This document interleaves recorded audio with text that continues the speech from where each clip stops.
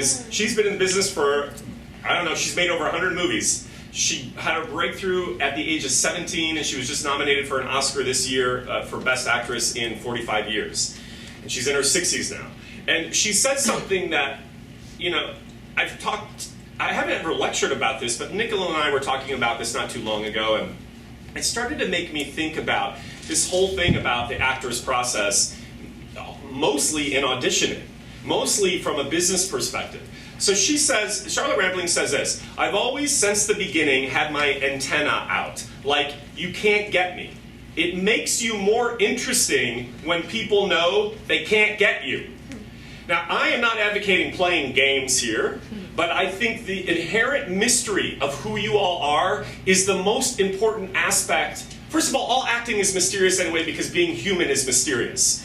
And our constant obsession with reducing something with check marks, that there is the perfect formula of doing it, runs counter to the DNA of the cosmos, which you are a part of being human.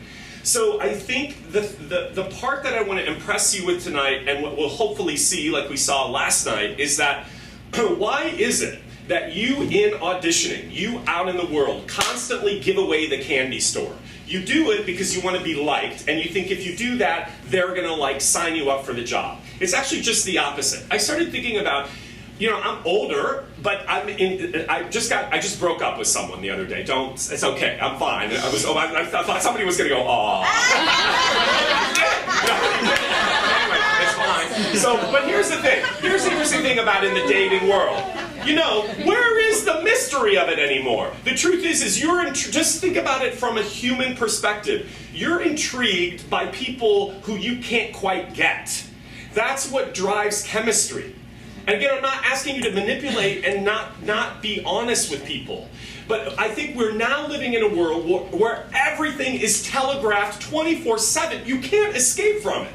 So you keep putting up photos, you keep describing what you had everything is constantly televised. Well, where does that leave you in who you are as this human being that has something to bring to the work that we're trying to figure out who the F are you? That's what you need. And you can't do it if you're constantly telegraphing really, I think, obvious things. So we have to find that balance. Fine, I get it, social media is here to stay, whatever.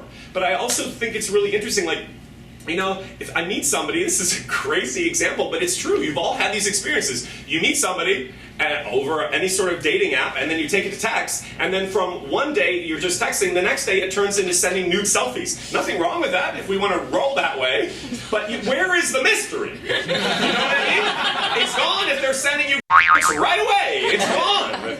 So it's fine. I'm using that as an analogy of how do we stay more in the part of us that doesn't have to have it all figured out. You guys, you don't have to have it all figured out. So so we're going to work with that tonight. You know, and then Charlotte Rampling goes on to say, creative expression comes from places we don't know. When I started out early in films, people said, oh my gosh, you can do this. And I said, well, yeah, I can. But I don't know why, but I knew I could. I can't explain what it is and how you get there. But it's not anything to do with the intellect. Oh, sweet Jesus. I wanted to get to the being. Hello, my class understands this. I wanted to get to the being state of a character. Just watching someone being, living. That is the art of what I've been teaching for 20 years. It is, and the older I get, that's all it is. It's not about doing or showing or presenting or giving it all away. It's just about, can you invite someone in to let them have their own subjective experience? Because that's what's really happening in the room. It's alchemical.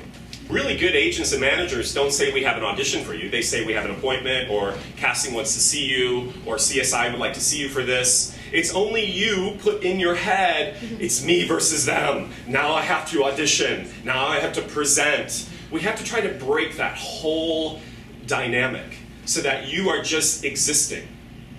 And you know, again, the irony is as much as it seems like it's about everything else nowadays, I'm here to tell you it's still about that. It will always just be about that until robots take over completely. It is. Think about your own relationships. Think about people you're connected with. It's really about this.